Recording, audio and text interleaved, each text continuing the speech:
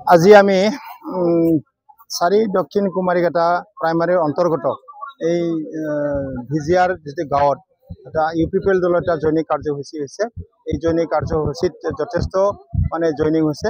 ইয়াত 50 জনৰ অধিক বিভিন্ন দলৰ পৰা আহি আমাৰ দললৈ যোগদান কৰিছে আৰু এইটোৱেই বুজাইছে যে আমাৰ UPPL দলৰ তথা আমাৰ BTCৰ চিফ প্ৰমোদ বৰছাৰাৰ নীতি আৰু দলৰ নীতি আদৰ্শ ভাল পায় বিভিন্ন জাতি জনগোষ্ঠীৰ পৰা আমাৰ দলত যোগদান কৰিছে। আজিও আমাৰ এই অঞ্চলৰ পিছপৰা অঞ্চলৰ যিটো ৰাইজ এই ৰাইজে UPPL দলৰ নীতি আদৰ্শ ভাল পায় UPPL যোগদান কৰিছে আৰু তেওঁলোকৰ কিছু অভাৱবোৰ আছে। সেইটো অভাৱবোৰ পূৰণ কৰাৰ কাৰণে আমি UPPL দলৰ তৰফৰ পৰা প্ৰতিশ্ৰুতিবদ্ধ।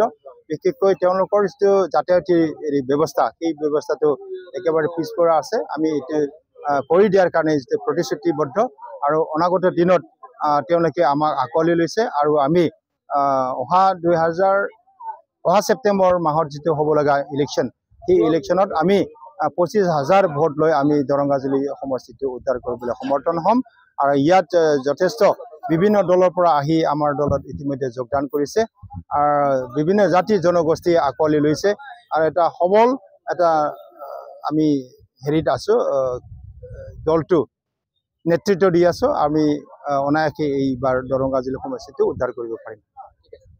পোনপ্ৰথমতে আজি যদিও MCLA BJP দলৰ আছে, পোনপ্ৰথমতে তেখেতে VP পদ আছিলে, তেওঁ দল বাহিৰ গৈ BJPত যোগদান কৰিলে। মিত্ৰ দল হিচাপে তেওঁলোকে প্ৰতিদ্বন্দ্বিতা কৰিম বুলি কৈছে, এইটো আমাৰ ক'বলগীয়া একো নাই। কিন্তু তেওঁলোকৰ ৰাষ্ট্ৰীয় দলৰ যিটো নীতি আদৰ্শ আমাৰ UPPL আঞ্চলিক দলৰ যিটো নীতি আদৰ্শ তাৰ মাজত কিছু প্ৰভেদ আছে।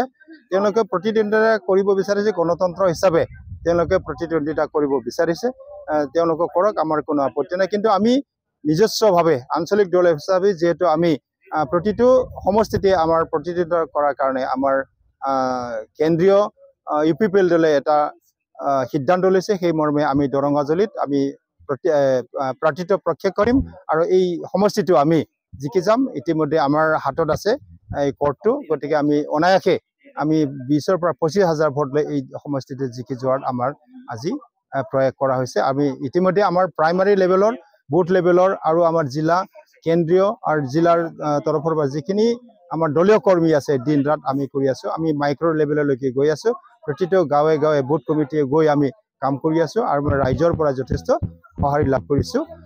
BJP তেওঁলোকে তেওঁলোকৰ নীতি আদৰ্শমতে কাম কৰি যাব, আমাৰ ক'বলগীয়া একো নাই। ধন্যবাদ।